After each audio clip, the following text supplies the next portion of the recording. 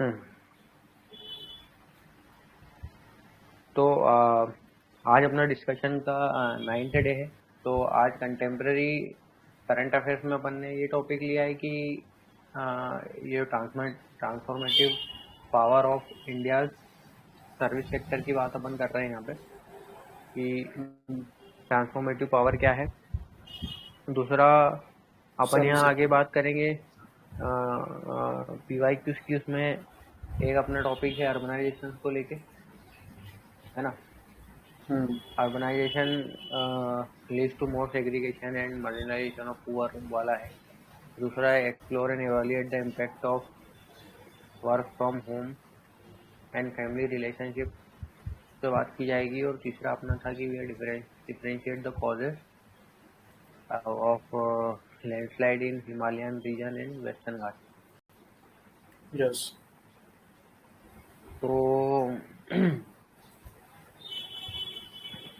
तो transformative power of India service sector, इस पे मैं चाहूँगा कि आप थोड़ा मतलब मैं ही उसमें बात करता हूँ इसमें। व्हाट आर द कंट्रीब्यूशन, फिर इसमें बात की गई है कि what are the contribution of the service sector to India economy को उसके बेसिस पे बताना है। तो सर्विस सेक्टर तो आपको जैसे अपने को पता ही है कि सर्विस सेक्टर अपने इसमें 3 सेक्टर होते हैं, प्राइमरी, सेकेंडरी और टर्शियरी, इस टाइप से मतलब। और वो तो सर्विस सेक्टर इसमें अपना जो सेक्टर है वो मतलब बेसिकली सर्विस प्रोवाइड करने का काम करता है। तो अब इसमें जैसे इकोनॉमिक सर्वे अभी जो प्रेजेंट हुआ था, है ना, उसमें कुछ बात की गई थी कि भैया तो सर्विस सेक्टर का कंट्रीब्यूशन है अराउंड मतलब 55% है मतलब इंडिया की इकोनॉमी में सर्विस सेक्टर का कंट्रीब्यूशन देखा जाए तो। और उसमें फिर अपन मतलब ये बात कर सकते हैं कि ग्रॉस वैल्यू एडेड और बाकी और भी चीज़ें थी जिससे मतलब जो कि सर्विस सेक्टर कंट्रीब्यूट करता है। उसमें मतलब सर्विस सेक्टर में इंक्लूड किया जाता है कि जैसे अपना ये जो मेडिकल है, मेडिकल टूरिज्म और मेडिसिन। दूसरा जो लीगल चीज़ें हैं, लीगल सर्विसेज हैं, इंटरटेनमेंट है।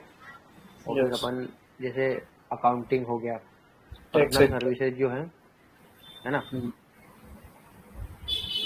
मतलब टूरिज्म भी इसमें आ जाता है सर्विस सेक्टर में।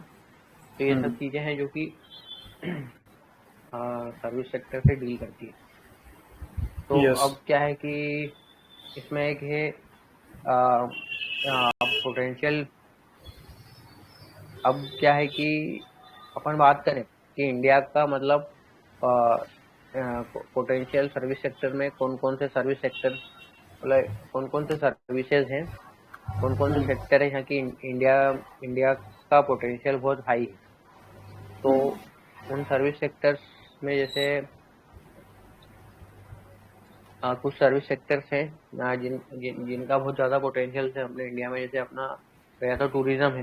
टूरिज्म क्या करता है कि अराउंड देखा जाए तो 15% के आसपास वो का एम्प्लॉयमेंट जनरेट करता है ना। मतलब अभी तक करता है, मतलब अभी तक उसने किया है, मतलब पुराने इकोनॉमिक सर्विस देखा जाए तो टूरिज्म एक बहुत अच्छा सर्विस सेक्टर है। मतलब ऐसी स्टेट्स के लिए जहाँ पे मतलब नेचुरल इस तरह से रिसोर्सेज नहीं है, एग्रीकल्चर ये सब नहीं हो सकता है। यहाँ हिली स्टेट जो है वहाँ टूरिज्म का अच्छा स्कोप है। लाइक उत्तराखंड है, नॉर्थ ईस्ट रीजन है ना। तो यहाँ पे टूरिज्म का अच्छा स्कोप है। और यहाँ पे मतलब skilled labour, mini skilled level मतलब मीडियम स्किल्ड लेबर भी है, तो वो अच्छे से वर्क कर सकती है। तो ये एक सेक्टर है जो कि बहुत मतलब जो कि हाई पोटेंशियल रखता है आने वाले सालों में भी, अगर इसको डेवलप किया जाए तो। सर्विस सेक्टर की बात अपन ने वो पुराने कुछ टॉपिक्स में भी करी थी। तो वो एक पुराना क्वेश्चन भी आया था, उससे रिलेटेड है। तो अपने को क्या है कि तुमको भी मैं सजेस्ट करूंगा कि PYQ की बुक अगर तुम्हारे पास होगी तो तुम ये जो मेंस के कुछ टॉपिक्स हैं जो कि जिसमें सर्विसेज के क्वेश्चन आते हैं, वहां यस। से इसको थोड़ा गो थ्रू करना और थोड़ा बैकवर्ड लिंकेज मतलब उनसे कनेक्ट करने की कोशिश करना। हम्म। दूसरा अपना जो पॉइंट है वो, दूसरा जो ऐसा सर्विस है जो कि दूसरी सर्विस जो है वो एविएशन है। एविएशन की बात मैंने तुमसे पहले भी कही थी कि एविएशन का बहुत बड़ा स्कोप है इंडिया में, क्योंकि इंडिया की पॉपुलेशन भी ज़्यादा है और वो उनका मास मूवमेंट चलते रहता है हर जगह से। तो अगर अपन चाहते हैं कि रूरल अर्बन डिवाइड को कम करना है, जो अपन ने पुराने क्वेश्चंस में भी देखा था, तो हम्म। रूरल अर्बन डिवाइड को अगर कम करना है तो उसके लिए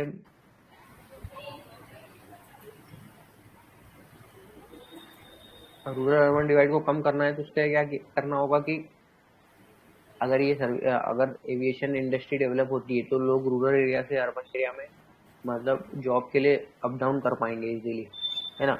और कनेक्टिविटी इंप्रूव हो जाएगी, चीज़ें ट्रांसपोर्ट करना इजी हो जाएगा एक एरिया से दूसरे एरिया में, है ना। जहाँ कनेक्टिविटी का इशू है, जहाँ लैंड कनेक्टिविटी का इशू है, एयर के थ्रू अपन चीज़ें ट्रांसपोर्ट कर पाएंगे और उससे कॉस्ट भी कम होगा ट्रांसपोर्टेशन की। तो ये एक चीज़ है जिससे मतलब एविएशन का बेनिफिट मिल सकता है ना। और क्या है कि और एविएशन इंडस्ट्री में क्या है कि मतलब बहुत वुमेन और मेन दोनों के लिए स्कोप है। वहाँ पे पायलट्स भी बन सकते हैं आप। और क्रू में आप देखते हो कि क्रू में एयर होस्टेसेस रहती हैं, एयर होस्टेस लड़का लड़की दोनों का एक अच्छा स्कोप है। और मैं आपसे चाहूँगा कि आप कुछ बताएं जो कि ऐसे सेक्टर हैं यहाँ पे ह्यूज हम्म। पोटेंशियल है हम्म। किस चीज़ का, अपना सर्विस सेक्टर यस। में ऐसे कौन कौन से और सेक्टर है आप बताइए। बाकी मेरे दिमाग में और हैं, मगर मैं चाहता हूँ कि आपके भी कुछ पॉइंट सामने आए। सो सबसे बड़ा सेक्टर जो अभी है वो है मेडिकल सेक्टर, सर्विस प्रोवाइडिंग में, जो हम्म। लीड कर रहा है। And it's hmm. मतलब कि फेमस है वर्ल्ड लेवल पे। Hmm. Other than that, tech sector जो है, आपकी बहुत बड़ी हम्म। कंपनियां जैसे कि इंफोसिस टाइप की कंपनियां फेमस है अपनी सर्विस प्रोवाइड करने के लिए वर्ल्ड वाइड। हम्म। ठीक है। एंड यही कुछ है कि आप समझो कि जो सर्विस सेक्टर है वो आपका जो एक्सपोर्ट्स है उसमें बहुत बड़ा हम्म। पार्ट रहा है, एक्सपोर्ट्स में भी। एंड आज हम्म। आप देखो कि आपकी जो टोटल इकोनॉमी है, ठीक हम्म। है, उसमें मतलब कि मोर देन हम्म। 50% कंट्रीब्यूट कर रहा है हम्म। Service sector. सो ये है। एंड हम्म। जैसे कि एडवेंचर टूरिज्म जो है, टूरिज्म हमने हम्म। देखा है कि इंडिया में बढ़ता हम्म। जा रहा है। सो ये हम्म। कुछ सेक्टर और है। हम्म। अच्छा, एक मैं आपको एग्जांपल देना चाहूंगा कि ई कॉमर्स है। कॉमर्स बहुत ज़्यादा यस। पोटेंशियल रखता है फिलहाल में। अभी क्या है कि एक दो कंपनी ही हैं जिनकी मोनोपोली हो गई है, अमेजोन फ्लिपकार्ट। अमेजोन की ज़्यादातर मोनोपोली है, फ्लिपकार्ट भी एक इंडियन ब्रांड सामने आया है। मगर ई कॉमर्स यस। में और भी लोकल ब्रांड्स और भी ब्रांड्स की ज़रूरत है कि इनकी मोनोपोली टूट सके, क्योंकि यस। मतलब इनकी कोई भी चीज़ की मोनोपोली होती है तो जो कि मतलब कंज्यूमर का भी लॉस है और जो सेलर है उसका भी लॉस है कहीं ना कहीं, मतलब उनको भी इश्यूज यस। आते हैं। तो वो एक मोनोपोली तोड़ने के लिए भी काम कर सकते हैं और सर्विस ई कॉमर्स के थ्रू अपन और प्रोवाइड कर सकते हैं। दूसरा अपना जो फिनटेक है, फिनटेक बोलते हैं जो, फिनटेक में जैसे ऐसी कंपनी आती है भारत पे, पेटीएम, ये जो यस। कंपनीज है ये अलग है। तो फिनटेक का बहुत बड़ा अपने पास वो है कि अपन यूपीआई पे काम कर रहे हैं तो अपन फिनटेक सर्विसेज अलग अलग जगह प्रोवाइड कर सकते हैं। ये जो क्यूआर बेस्ड सिस्टम है अपने इंडिया में, ये बहुत सारी कंट्रीज में नहीं है। तो ये क्यूआर बेस्ड सिस्टम अपने यहाँ बहुत तेजी से अडॉप्ट हुआ है और आपको वो हर जगह पंडितों के पास पंडितों के पास क्यूआर मिल जाएंगे। मतलब मैं अभी, अगर आप जाते हो तो यस। क्यूआर कोड मतलब राइट। मंदिरों में क्यूआर कोड लगे हुए हैं तो हाँ, दान देने नेशन के लिए। वाइड हो गया है। यस। तो सोनी जी का स्वागत है हमारे डिस्कशन में। तो हम ये चर्चा कर रहे हैं वाले टॉपिक पे जो हमारा बहुत धन्यवाद। ये था, हमारा जो ये टॉपिक था। अब आपके भी व्यूज आप दे सकते हैं। तो ये हमारा अभी टॉपिक चल रहा था कि फिनटेक फिनटेक बोल रहा हूँ मैं, ये अपना क्या था ये, सो हाँ, आप सर्विस एक। सेक्टर्स की हम बात कर रहे थे कि सर्विस सेक्टर में हाँ। ऐसे कौन कौन से सेक्टर है जिन पे जो कि आने वाले समय में मतलब जो ज़्यादा ग्रो कर सकते हैं। हम्म, तो हमने बात करी थी ई कॉमर्स की, एविएशन है और अपना टूरिज्म है और फाइनेंशियल मतलब फिनटेक है। और अगर आप कुछ बताना चाहें तो आप बता सकते हैं, नहीं तो हम आगे जो हमारा दूसरा इसमें एक बात है कि क्या कंसर्न है उस पर हम आगे चल लेंगे। तो आप यस। सोनी जी, अगर आप आपका भी व्यू रखना चाहें तो आप रख सकती हैं। आज ना मैं चुपचाप बस सुन रही हूँ आप लोगों की बातें। कल से मैं भी कंटिन्यू करूंगी, ठीक है? ठीक ठीक है। तो अब क्या है जिगर भाई, आगे हम्म, अपना ये बात है कि क्या कंसर्न है सर्विस सेक्टर को हम्म, लेके अपने यस। पास। तो इसमें आप बताइए क्या क्या है। जैसे मुझे लगता है कि अपन ने पहले बात भी कर रखी तो सेम ही चीजें आएंगी सामने। तो आप हम्म, कुछ चीजों पे बात करिए, जैसे स्किल्ड वर्कफोर्स का एक तो इशू है अपने हाँ। साथ कि अपने यस। पास स्किल्ड वर्कफोर्स नहीं है। अगर इन सब चीजों में अपने को आगे लेके, अगर अपने को कुछ अपन चाहते हैं कि इसके अंदर हम्म, अपने को गो करना है, ई कॉमर्स हो गया, जो भी चीज गो करना है, तो स्किल्ड वर्कफोर्स की कमी है, तो वो एक बहुत बड़ा हम्म, इशू है। और कुछ जो इश्यूज हैं वो आप हाईलाइट करिए, बाकी मैं इसको हाँ। आगे फिर कंटिन्यू करता हूँ।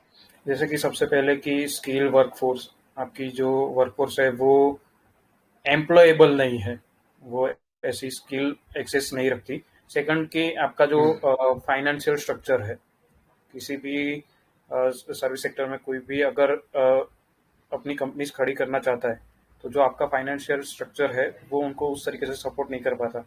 अदर देन दैट, जो आपका रेगुलेटरी फ्रेमवर्क है, जैसे कि कंपनीज एक्ट, आपको कंपनी रजिस्टर्ड करवानी पड़ती है, एंड हम्म फाइनेंशियल लेवल पे आपका जीएसटी एंड सो चेंजिंग हम्म जो लॉस है, चेंजिंग लॉस मैकेनिज्म्स, वो कहीं ना कहीं अफेक्ट करते हैं आपके सर्विस सेक्टर को। अदर देन दैट, आपका जो सर्विस सेक्टर अब तक डेवलप हुआ है आफ्टर पोस्ट लिबरलाइजेशन 1991, वो इनोवेटिवनेस नहीं है उसमें। आपकी जितने भी सर्विस सेक्टर में कंपनियां आई है, वो इनोवेट की गई हैं वेस्टर्न कंट्रीज में, एंड देन आपने वो सिमिलर स्ट्रक्चर इंडिया में कॉपी किया है। सो आप अगर हम्म इनोवेटिव नहीं रहेंगे आपके इस सेक्टर में, तो आप इस सेक्टर को कभी हम्म वर्ल्ड लेवल पे लीड नहीं कर पाओगे। सो ये कुछ पॉइंट्स है। हम्म। हाँ, ये तो इनोवेशन की बात तो ठीक थी। और एक जो दिक्कत आती है सर्विस सेक्टर के साथ वो है कि मैंने जो भी बात करी थी कि मोनोपोली हो गई है। तो अगर यस। आप छोटे जो मीडियम एंड स्मॉल एंटरप्राइज है, अगर वो सर्विसेज में डील करना चाहते हैं तो उनके पास फाइनेंशियल रिसोर्सेज नहीं है। मतलब यस। गवर्नमेंट की कुछ इनिशिएटिव थे, जैसे मुद्रा योजना था, स्टार्टअप इंडिया है, यस। स्टैंड अप इंडिया है, तो ये थोड़े बहुत इनिशिएटिव है, लेकिन इनको भी ढंग से इम्प्लीमेंटेशन इनका हो नहीं पाया है। तो इस टाइप के इनिशिएटिव की जरूरत है। मतलब फाइनेंशियल रिसोर्सेज अपने को देना पड़ेगा नए स्टार्टअप्स को, है ना। जैसे शार्क टैंक इंडिया, इस टाइप से जो प्लेटफॉर्म्स है, तो ऐसे यस। गवर्नमेंट को खुद के प्लेटफॉर्म लॉन्च करना पड़ेगा जहाँ पे एंटरप्रेन्योर आके अपना फीस दे सकें और वो वहां से पैसा जनरेट कर सके, रेज कर सके। तो कहीं जाके मतलब अपन थोड़ा और इसको आगे लेके जा पाएंगे। दूसरा, जो डाटा प्रोटेक्शन के इशू है अपने, डाटा प्रोटेक्शन का जो इशू है वो भी कहीं ना कहीं अपनी सर्विसेज को हेम्पर करता है। क्योंकि जो सर्विसेज अपन प्रोवाइड करते हैं, अगर उससे डाटा लीक हो रहा है तो कहीं ना कहीं वो सिक्योरिटी इश्यूज अपने को मतलब सिक्योरिटी इश्यूज अपने को मिलते हैं। अगर टूरिज्म से रिलेटेड है, अगर अपन कोई ऐप डेवलप कर रहे हैं और वहाँ डाटा लीक होता है, तो फिर वो जो टूरिस्ट है उनकी सिक्योरिटी का थ्रेट बन सकता है। समझ रहे हो आप मैं क्या बोलना चाह रहा हूँ? समझे कि नहीं? यस। यस। जैसे कोई टूरिज्म ऐप है, जैसे रेड बस ही है, अब उसमें अगर उसको किसी ने हैक कर लिया, टेररिस्ट ऑर्गेनाइजेशन ने, तो उसको पता चल जाएगा कि अच्छा कौन कौन सी बस इस रूट पे ट्रेवल कर रही है। यस, डेटा तो फिर वो लीकेजेस हाँ का। उसको तो वहाँ पे फिर वो उसको कुछ वो अटैक प्लान कर सकते हैं। तो डाटा प्रोटेक्शन बहुत इंपॉर्टेंट है अपने को इससे डील करने के लिए। और फिर क्या होता है कि वर्ल्ड लेवल पे कुछ इकोनॉमिक अनसर्टेनिटीज जो होती है, वो भी कहीं ना कहीं अपने आके सर्विस सेक्टर को हेम्पर करती है। कि वर्ल्ड लेवल पे पता चला रिसेशन चल रहा है, वर्ल्ड लेवल पे अगर और कुछ वॉर वगैरह चल रहे हैं, तो उस कारण से सर्विसेज भी डिले होने लग जाती है और सर्विस प्रोवाइड करने में कहीं ना कहीं दिक्कत आती है।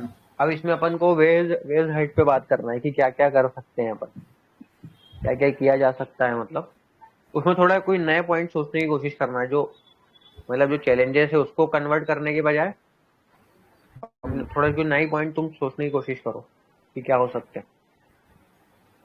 सबसे पहले कि आपका जो इंफ्रास्ट्रक्चर है, बेसिक इंफ्रास्ट्रक्चर, वो हम्म। आपको रीस्ट्रक्चर करना पड़ेगा। आपको विजनरी तौर पे उसको डेवलप करना पड़ेगा। सेकंड हम्म। चीज़ कि फ्यूचरिस्टिक फ्यूचरिस्टिक डेवलपमेंट्स, जो फ्यूचरिस्टिक टेक्नोलॉजीज होने वाली है, आपको उन सेक्टर पे ज़्यादा ध्यान देना पड़ेगा, जैसे कि एआई एंड मशीन लर्निंग। ठीक है, हम्म। इसमें बहुत ज़्यादा पोटेंशियल है। तो उस पे आपको, जैसे कि पीएलआई स्कीम, उस पे अप्लाई कर सकते हो। ठीक है, जैसे कि हम्म। फाइनेंशियल आप उसको सपोर्ट हम्म। दे सकते हो। तो ये कुछ पॉइंट्स है। हम्म। हम्म। हाँ, और जैसे क्या है कि जैसे सर्विस सेक्टर में, जैसे मैंने ई कॉमर्स की बात करी थी, तो उसमें क्या इशू आता है कि जो कि सेलर्स हैं उनको आइडिया नहीं होता है कि किस तरह से टेक्निकली इसको डील करना है, किस तरह से अपना प्रोडक्ट लिस्ट करना है। जो टेक्निकल निटिग्रिटीज होती है वो सेलर्स को आती नहीं है। यस। तो अपने को उनको गाइडेंस यस। प्रोवाइड करना है ई कॉमर्स सेक्टर में आने के लिए। हम्म। और कुछ ऐसे नॉर्म्स भी होते हैं, रूल्स होते हैं, जिससे क्या होता है कि जो बड़े कंपनीज है वो एक्सप्लॉइट करते हैं सेलर्स को। तो उनसे बचने के लिए भी गाइडलाइंस लाने की बहुत जरूरत है इंडियन गवर्नमेंट को। वो हम्म। मैं उसमें डिटेल में नहीं जाऊंगा, मगर कुछ ना कुछ तरीके होते हैं जिससे वो लोग एक्सप्लॉइट करते हैं। हम्म। तो वो उससे भी डील करना पड़ेगा। और फिर अपने को क्या है कि लॉजिस्टिक कंसर्न जो है, जैसे अपन हम्म। सर्विस डिलीवरी कर रहे हैं, तो अपने यहाँ के क्या है, जैसे मैंने तुमको पहले ही बताया था कि एविएशन सेक्टर क्यों जरूरी है। अगर अपने को डिलीवरी अच्छी करना हो तो, जैसे कि अगर कोई एविएशन सेक्टर कहाँ पे है ज़्यादा हेल्प करेगा, जहाँ पे ऐसे प्रोडक्ट ऐसे प्रोडक्ट उगते हैं या सेल होते हैं, प्रोड्यूस होते हैं जिनकी शेल्फ लाइफ कम है। जैसे फ्लावर्स हो गए, एग्जॉटिक फ्लावर्स अपने को valley of flowers national park और नॉर्थ ईस्ट में मिलते हैं। तो उनका सप्लाई अगर टाइम पे हो पाएगा तो ही उनके प्राइस मिलेगा। अगर वो खराब हो जाते हैं तो उस पर कोई प्राइस नहीं है। और दूसरा ये है कि लॉजिस्टिक में अपना सबसे इम्पोर्टेंट है नेशनल हाईवेज और ये सब आते हैं। तो इस पे गवर्नमेंट अभी फिलहाल में वर्क कर रही है, और उस पर और वर्क करने की जरूरत है। जैसे अपन ने रेलवेज में भी क्या किया है कि एक या तो अंडर ब्रिज बनाए या ओवर ब्रिज बनाए, जिस कारण से कि जो हम्म। मतलब अपना वो जो फाटक वाला सिस्टम था वो तुमको अब कम होते हुए मिल रहा होगा। आनंद में भी ट्रेन चलती होगी ना, देखा होगा तुमने यस। कि जो यस। ट्रेन के मतलब वो वहाँ पे अंडर या ओवर ब्रिज बन गए, है ना। और ये हम्म। पीएलआई स्कीम होती है, मतलब जो link productivity link incentive scheme होती है, उस पर भी थोड़ा यस। मतलब इस तरह की स्कीम्स और लानी पड़ेगी, जिससे कि अपन इस पे मतलब हेल्प कर सके। तो ये सब पॉइंट्स थे जिनके थ्रू यस। मतलब अपन सर्विस आगे सेक्टर अगर इस पे डेवलप किया गवर्नमेंट जा वर्क सकता है। करती है तो हम्म। सर्विस सेक्टर डेवलप कर सकते हैं। अब हाँ। अपना सो पीवाईक्यू में था, right. Does urbanisation leads to more segregation and marginisation of poor in Indian metropolises. तो मैं चाहता हूँ कि तुम इसको कंटिन्यू करो, तुम्हारे कुछ पॉइंट दो इसको, फिर मैं इस पे चर्चा करेंगे अपन। इस पे तुम इनिशिएट करो मतलब इस पे। सो अर्बनाइजेशन, मतलब कि यहाँ पे जो दो पॉइंट्स है कि अर्बनाइजेशन कैसे लीड करता है, जो क्लास डिवाइड है। ठीक है, जो डिस्पेरिटीज हम्म। की हमने कल परसों बात की थी कि कैसे हम्म। रिच एंड पुअर का सेग्रीगेशन हम्म। लीड करता है अर्बनाइजेशन। सो इसका सबसे हम्म। बड़ा एग्जांपल जो हमें दिखता है वो मुंबई धारावी में है। एक जो स्पेशल, हम्म। मतलब कि सेग्रीगेशन आपको देखने को वहाँ पे मिल जाता है कि लो इनकम कम्युनिटीज कैसे out of the society type structure बन जाता है। ठीक है। दूसरा कि जो सेग्रीगेशन है, स्लम फॉर्मेशन, एंड एक है कि जब ये चीज़ें होती है साथ में एक सोशल स्टिग्मा भी जुड़ जाता है। ठीक है, एक जो आप लिख सकते हो कि सोशल स्टिग्माइजेशन फॉर्म कर जाता है। ठीक है। एंड ये फिर आप उसको इंफ्रास्ट्रक्चर के तौर पे भी देख सकते हो कि सर्विस कैसे अर्बन जो है एरिया, वहाँ पे हायर कॉस्ट पे रहती है। आपका कॉस्ट ऑफ लिविंग हमेशा हायर रहता है। ठीक है। एंड उससे जो स्टैंडर्ड ऑफ लाइफ है पुअर का, वो और ज़्यादा डिग्रेड कर जाता है। ठीक है, ये जो कुछ रीजंस से कि देखो कैसे मतलब सेग्रीगेट किया। क्वेश्चन क्वेश्चन में तो क्या है, मैं थोड़ा समझना चाहूंगा कि देखो अर्बनाइजेशन लीड्स टू, सब अपने न्यू मेंबर भी जुड़े हैं तो उन सबका ध्यान रखते हुए थोड़ा अपन पहले कोशिश करेंगे कि क्वेश्चन थोड़ा क्लियर कर दे कि urbanisation lead to more segregation and marginisation of poor in Indian मेट्रोपोलिसिस।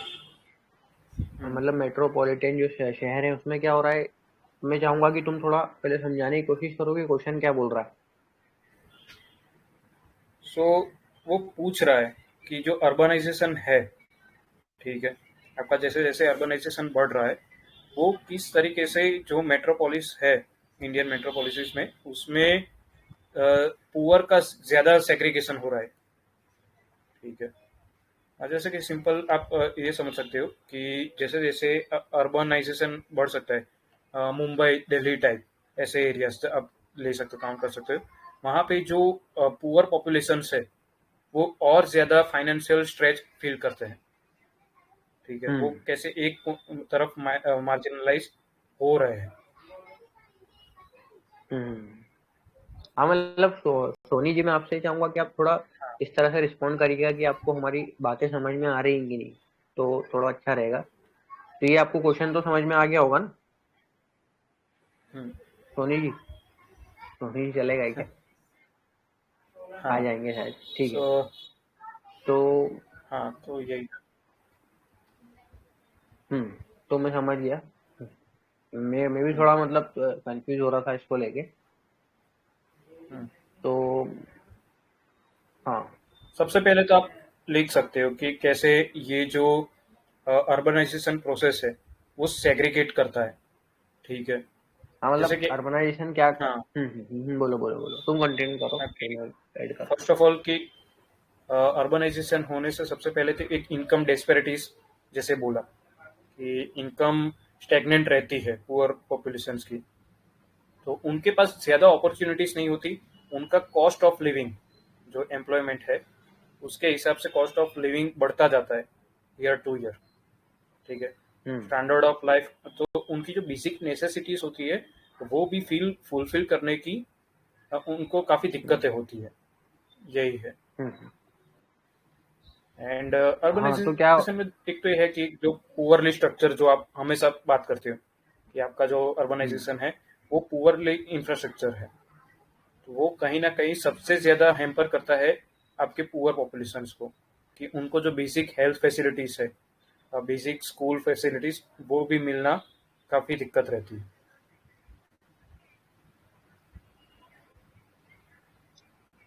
हाँ तो वही चीज है कि मतलब क्या होता है कि जब लोग डिस्प्लेस डिस्प्लेस करते हैं, जो रूरल अर्बन डिवाइड है उस कारण से, तो जो अर्बन रूरल एरिया से लोग यस, अर्बन में आते हैं तो वो वहाँ की सर्विसेज अफोर्ड नहीं कर पाते। तो फिर वो क्या करते हैं कि वो यस। उस एरिया में फिर वो मार्जिनलाइज सेक्शन के थ्रू चले, मार्जिनलाइज सेक्शन में जाने लगते हैं, फिर वो स्लम्स में रहने लगते हैं। अपने अपनी जो वो है जो मतलब डेली जरूरत है उनको पूरा करने के लिए, क्योंकि वहाँ पे यस। दूसरे कॉस्ट तो ज़्यादा है ही। तो वो कहाँ पे मैनेज करने की कोशिश करते हैं कि हम अ, अपना किराया बचा लें, क्योंकि बाकी चीज़ों के तो पैसे हाँ, लगने ही, वहाँ सो खाना यही महंगा कि है, ट्रैवल स्टैंडर्ड ऑफ महंगा लाइफ है। नहीं रहता। हम्म, तो वो फिर क्या करते हैं कि वो एक अ, उस चीज को जाने लगते हैं। फिर वहां पे क्या होता है कि एम्प्लॉयमेंट उनको फॉर्मल एम्प्लॉयमेंट नहीं मिलता है इजीली, क्योंकि उनके पास उस तरह की स्किल्स नहीं होती है जो लोग डिस्प्लेस करके आते हैं। तो लार्ज अमाउंट ऑफ जो पॉपुलेशन है वो क्या करती है कि वो मतलब इस तरह की इनफॉर्मल जॉब में लग जाती है, कि जैसे लो वेजेज जॉब है, फिर सिक्योरिटी गार्ड की नौकरी हो गई। बहुत सारे जो आपको मिलेंगे सिक्योरिटी वाले वो बाहर से मिलते हैं।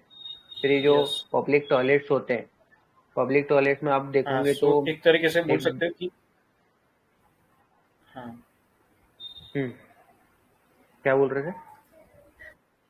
यस, वही सिंपल। है ना? और अफोर्डेबिलिटी ये सब तो अपन ने बात करी, और उसके बाद क्या है कि एजुकेशन और इन सब की चीज दिक्कतें हैं। और क्या बोल रहा है अपना क्वेश्चन? सेग्रीगेशन। हाँ तो तो ये यस, सब आपको चीजें तो वही हो रही हैं पॉइंट जिनके आपको कारण, प्रूव करना है था। ना? है ना? हाँ, और बेसिक इस वजह से एम्यूनिटीज हो नहीं रहा था। मिलती है, जैसे हर चीज़ का इशू है, मतलब इलेक्ट्रिसिटी हो हम्म, गया, क्लाइमेट हाँ, चेंज, ये यस, वो वही सेम सब पॉइंट्स थे। अपन डाल सकते हैं, हम्म, है ना।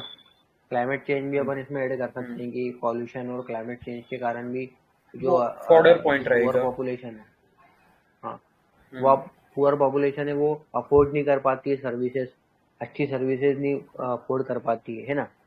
और फिर क्या है, जो लेबर्स हम्म, वगैरह हैं वो इंडस्ट्रियल एरिया में रहते हैं, तो वो क्या है कि ऐसा एरिया हम्म, होता है कि जो हेल्थ को बहुत ज़्यादा इफेक्ट करता है, तो इससे उनकी यस, और जो मतलब वो और डिग्रेड होने लगती है हेल्थ वगैरह, और उनकी जो क्वालिटी ऑफ लाइफ है वो और ख़राब होने लगती है। तो ये सब चीज़ें हम्म, हैं जो कि बताती है कि भैया ये सब मेट्रोपॉलिटन शहरों में क्या होता है कि इस कारण से लोग मार्जिनलाइज सेक्शन में हम्म, डिवाइड होने लगते हैं और सेग्रीगेशन आने लगता है। यस। सो ये था सेकंड अब क्वेश्चन। मैं चाहूँ, हाँ ये भी आप ही करें कंटिन्यू, सेकंड सो वाला सेकंड भी। क्वेश्चन था explore and evaluate the impact of work from home on family relationships. So hmm first जो था work from home, basically covid pandemic के बाद ये आपका हम्म। कंसेप्ट आया था। ठीक है। तो सो इसमें क्या करने की कोशिश करिएगा, आपकी पॉजिटिव और नेगेटिव इम्पैक्ट को अलग अलग पॉजिटिव, बताइएगा। हाँ। सो पॉजिटिव एस्पेक्ट्स तो सबसे पहले ये थे कि घर पे रह के वर्क फ्रॉम होम की वजह से आपका जो फैमिली बॉन्ड था, ठीक है, वो और ज़्यादा स्ट्रॉन्गर हो रहा था। आपके जो चिल्ड्रंस एंड एल्डर्स थे, आप उनके साथ टाइम स्पेंड कर पा रहे थे, तो आपकी प्रॉपर अटेंशन मिल पा रहा था। एंड ओल्ड एज पीपल थे तो आप उनकी बेटर टेक केयर कर पा रहे थे। दूसरी चीज़, अगर फाइनेंशियल स्ट्रक्चर में बात करें तो जो एक्सपेंडिचर्स थे वो कम हुए थे। एंड ये एक जो वर्क फ्रॉम होम का कल्चर चला था, इससे जो आपका वुमन थी उनके लिए अपॉर्चुनिटीज बढ़ गई थी। तो ये कुछ पॉजिटिव पॉइंट्स थे। हाँ, पॉजिटिव पॉइंट और भी था ना, मतलब ये जैसे जो अपन चाइल्ड रेयरिंग प्रैक्टिसेस बोलते हैं, हाँ, तो चाइल्ड को अगर मतलब वर्क फ्रॉम होम में क्या है कि एक प्रॉपर समय मिल पा रहा था। अगर दोनों यस, दोनों मतलब दोनों वाइफ और हस्बैंड अगर वर्किंग कंसंट्रेट कर पा रहे प्रोफेशनल्स थे। हैं, हाँ, दोनों अगर वर्किंग प्रोफेशनल है तो वो मैनेज कर सकते थे कि थोड़ी देर वो एक वाइफ संभाल ले बच्चे को, थोड़ी देर वो संभाल, इस तरह के था, मतलब, है ना। और हम्म, वर्क लाइफ बैलेंस भी वो लोग कर पा रहे थे, क्योंकि घर पे रह के काम करना होता था, तो वर्क लाइफ यस, बैलेंस भी हो पा रहा था, मतलब हम्म, बेटर चीज़ों को मैनेज करना, है ना। और हम्म, क्या होता है कि घर पे रहते हैं तो पेरेंट्स का भी हेल्प मिल जाता है ना। हम्म, और हम्म, क्या है कि हम्म, स्ट्रेस मैनेजमेंट भी वो अच्छे से हो पा रहा था, मतलब वर्क लाइफ बैलेंस के कारण, और वर्क लाइफ बैलेंस बोल रहा हूँ मैं, वर्क हम्म, फ्रॉम होम के कारण, है ना। तो ये हम्म, सब चीज़ें थी। अब नेगेटिव इम्पैक्ट पे अपन बात करते हैं कि क्या क्या नेगेटिव इम्पैक्ट। हम्म। तो सो आप जैसे एक, हाँ बताइए। आप बताओ, बताओ। हाँ, यह एक तो क्या है कि भैया, मतलब ये देखने में आया था कि मतलब लोगों में क्या है कि इम्बेलेंस आ रहा था, वर्क और अपन क्या बोलते हैं, पर्सनल और प्रोफेशनल लाइफ को लोग मैनेज नहीं कर पा रहे थे। मतलब हाँ, कुछ समय तक तो चीजें सही चली, फिर उसके बाद क्या आते है कि मतलब बाउंड्रीज लोग ब्लर हो गई। हाँ, डिफिकल्टी आ रही थी लोगों में कि वर्क को कैसे मैनेज करें और पर्सनल लाइफ को किस तरह से मैनेज करें, है ना। यस, तो ये क्या हो रहा था कि यस, कहीं ना कभी उनको वर्क ज्यादा करना पड़ रहा था, तो फैमिली को हम्म, वैसे भी वो टाइम नहीं दे पा रहे थे, है ना। हम्म, और तो फिर उसमें ये था कि मतलब जो कंपनीज थी, उनका क्या था कि वो हम्म, कांस्टेंट मतलब वो चाह रही थी कि वो जो उनके अवेलेबिलिटी को वो इंश्योर करना चाह रही थी जो कंपनीज थी, क्योंकि हम्म, उनका ये मानना था कि आप घर पे रह के काम कर रहे हो तो आप ज्यादातर समय अवेलेबल रहोगे, तो उस कारण से हम्म, उन पे ज्यादा प्रेशर क्रिएट हो रहा था, है ना। हम्म, हम्म। और आप बताइए। हाँ, दूसरी चीज़ कि इसकी वजह से मेंटल हेल्थ इश्यूज आपके बढ़े थे। आपके मतलब कि वर्क प्रेशर्स एंड वो ये था। दूसरी चीज़ कि डोमेस्टिक एब्यूज और आपके जो रिलेशनशिप से वो कई बार स्ट्रेन हुए हैं इन सब के चक्कर में। ठीक है। अदर दूसरी इसके अलावा तो आप देख सकते हो कि चाइल्ड एब्यूज एंड डोमेस्टिक जो वायलेंस के केसेस हैं वो इस समय के दौरान बहुत ज्यादा देखने को मिले हैं। ऐसा क्या? ये तो मैंने सुना हाँ नहीं था, मतलब मैं। नहीं, हाँ ये हम्म, था कि बिकॉज आपकी मेंटल हेल्थ इश्यूज होते हैं एंड हम्म, इतने टाइम तक रहना तो कॉन्ट्राडिक्शंस होते हैं आपके। तो इस हम्म, वजह से कुछ रिपोर्ट हम्म। राइज हुए थे। तो और यही कुछ जैसे पॉइंट है। था कि, और क्या था कि वर्क स्पेस नहीं था, डेडिकेटेड वर्क वर्क स्पेस। मतलब आप जब ऑफिस में हम्म जाके काम करते हो तो आपका एक हम्म अलग ही जोन ऑफ माइंड रहता है। आप उस तरह से काम हम्म करते हो। मतलब आपका जो डेली रूटीन होता है वो एक शेड्यूल्ड होता है कि आपको 8 बजे उठ के ऑफिस जाना है।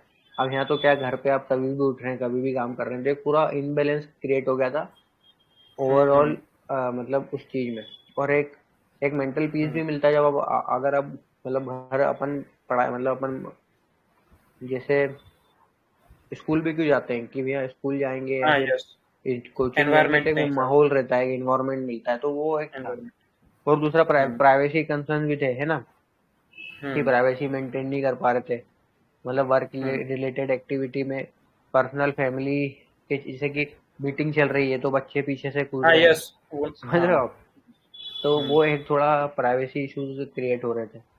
अब क्या है हम्म कि कुछ मतलब एक चीज जो मैंने देखी थी, पढ़ी थी, कि मतलब इंटरनेशनल लेवल ऑर्गेनाइजेशन ने पता करा था कि वर्क फ्रॉम होम से क्या हुआ है कि फ्लेक्सिबिलिटी तो बढ़ी है, मगर उससे वर्कलोड भी बढ़ गया है, और एम्प्लॉयज हम्म की फैमिली फैमिली लाइफ इफेक्ट हुई है।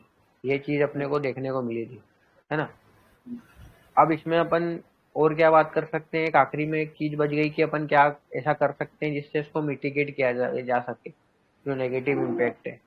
अगर अपन ओवरऑल चाहते हैं कि वर्क लाइफ, मतलब वर्क फ्रॉम होम भी रहे और नेगेटिव इम्पैक्ट भी आप मैनेज कर पाओ, तो क्या करोगे आप?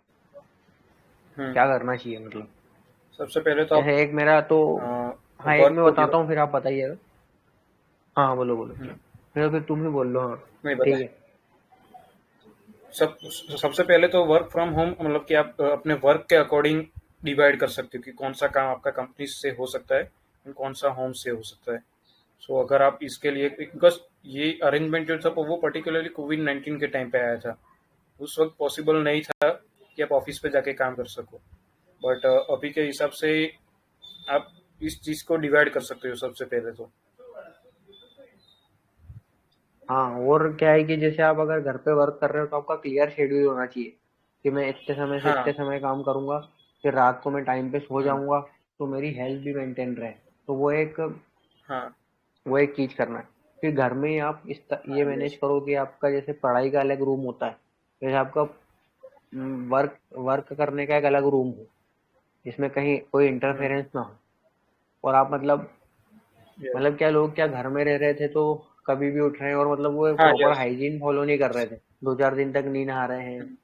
और एक प्रॉपर, मतलब अगर आप वर्क फ्रॉम होम कर रहे हो तो आप पूरा तैयार हो, पूरा एकदम हर चीज जो आप वर्क कर जब जाते हो तो आप किस तरह से तैयार होते हो, पूरा तैयार होके अगर आप करते हो तो वो एक एक अच्छा मतलब तरीका हो सकता था। और क्या है कि, यस, कुछ यही पॉइंट्स है। और ये कर सकते हैं कि फैमिली से इंटरेक्ट करके आप चीज़ों को मैनेज कर सकते हो। जो स्ट्रेस है उसको आप वर्क फ्रॉम होम अगर कर रहे हो, तो जो स्ट्रेस है आप फैमिली के साथ बांट हम्म के उसको मैनेज कर सकते हो। फिर सपोर्ट सिस्टम और ये सब चीज़ें की बात है ना, और चीज़ों का डिवीजन और ये सब हम्म करके आप इसको मैनेज कर सकते हो। ठीक है। तो अपने ये तो लेटेस्ट क्वेश्चन ही थे दोनों, 2022-23 में आए थे। अब एक क्वेश्चन है, hmm different causes of landslide in Himalayan region. तो मैंने क्या कोशिश करी कि इस बार मतलब डाइवर्स क्वेश्चन लूँ, मतलब GS 1 में ही, मतलब अलग अलग हम्म टॉपिक से क्वेश्चन लिए मैंने, बजाय कि एक ही से हम्म लेने के। तो हम्म। ये टॉपिक को थोड़ा आप बताइए कि क्या क्या था, मतलब इसमें अपना लैंडस्लाइड से सो रिलेटेड जो टॉपिक है अपना। हाँ, लैंडस्लाइड मतलब कि एक नेचुरल डिजास्टर है जो एक मास ऑफ अर्थ या रॉक बोल सकते हो आप। वो नीचे की ओर धंसता है। सो ये, एंड आप देख सकते हो कि हायर रीजन जो Himalayan region and Western Ghats है वो हायर रीजन है। सो वहाँ पे कई बार आपको लैंडस्लाइड्स देखने को मिलता है। अब अगर कॉजेज की बात करें तो सबसे पहले तो हम्म ये देखो सिस्मिकली एक्टिव जोन है। सो आप अगर ये हम्म देखो जियोलॉजिकल कोसिस सिस्मिकली हम्म एक्टिव जोन की वजह से यहाँ पे जो कोलिशन हो रहा है Indian and Eurasian tectonic plates का, इसकी वजह हम्म से ये बहुत ही वल्नरेबल एरिया है। ठीक हम्म है, जो स्टीप स्लॉप्स है उसका, एंड हम्म एक जो उनका रॉक फॉर्मेशन है वो अभी भी मतलब कि स्टेबल रॉक फॉर्मेशन नहीं है। तो इसकी वजह से लैंडस्लाइड होती है। एंड क्लाइमेटिक इश्यूज में भी अगर देखो, बिकॉज आप देखते हो कि जो हिमालयन रीजियंस है वहाँ पे रेनफॉल बहुत ज़्यादा होता है, तो वो भी कहीं ना हम्म कहीं इसको डिग्रेड करता है, या फिर सॉइल इरोजन देखने को मिलती है, जिससे आपको लैंडस्लाइड देखने को मिलता है। ठीक है, एंड ह्यूमन कॉजेज में आप देख सकते हो कि जोशीमठ वाला इश्यू, जैसे कि उत्तराखंड में भी कुछ वक्त पहले हुआ था। आपका जो हम्म डेवलपमेंट है, इंफ्रास्ट्रक्चरल डेवलपमेंट, वो प्लान हम्म नहीं है प्रॉपर। आपने जियोग्राफिकल एरिया होते उसको हम्म देखा नहीं होता कि यहाँ पे आप कितना हम्म वल्नरेबल है। तो जब भी ऐसे एरियाज पे हम्म टेंशन होगा तो हम्म आपको ये घटनाएं देखने को मिलती है। हम्म ठीक है, अब ये थे कुछ अपर साइड के जो हम देखते हैं हिमालयन रीजियंस में, वेस्टर्न घाट्स में, जैसे कि अभी कुछ दिन पहले ही केरल में जो हुआ हम्म लैंडस्लाइड। ठीक है, तो हम्म केरल में भी यही है कि स्टीप स्लोप है, एंड रेनफॉल ज्यादा जब होता है तो सॉइल इरोजन की वजह से आपको ये चीजें देखने को मिलती है। बाकी मतलब साउथ में वहाँ मतलब पे कि वेस्टर्न घाट है, वहाँ पे डिफोरेस्टेशन जब जब होता है तो मिट्टी मतलब कि कनेक्ट नहीं हो पाती, जब भी डिफोरेस्टेशन से बहुत बड़ा रीजन रहा है। हाँ मतलब वहाँ पे बेसिकली क्या है, लेटराइट सॉइल है। तो लेटराइट सॉइल जो होती है वो हाँ, क्या होती है कि हाईली इरोडेबल होती है। तो वहाँ पे यस। लैंडस्लाइड और ये सब आने की संभावना ज़्यादा होती है।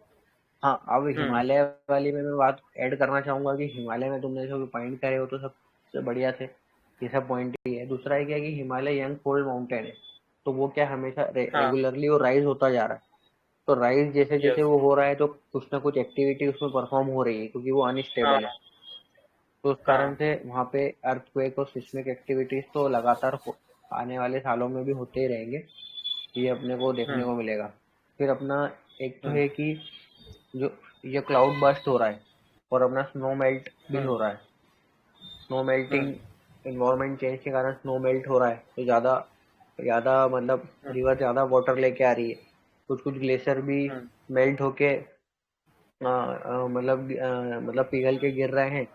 तो उस कारण से भी अपने को ये सब चीज़ें देखने को मिल रही है जो कि हम्म। लैंडस्लाइड की प्रॉब्लम है।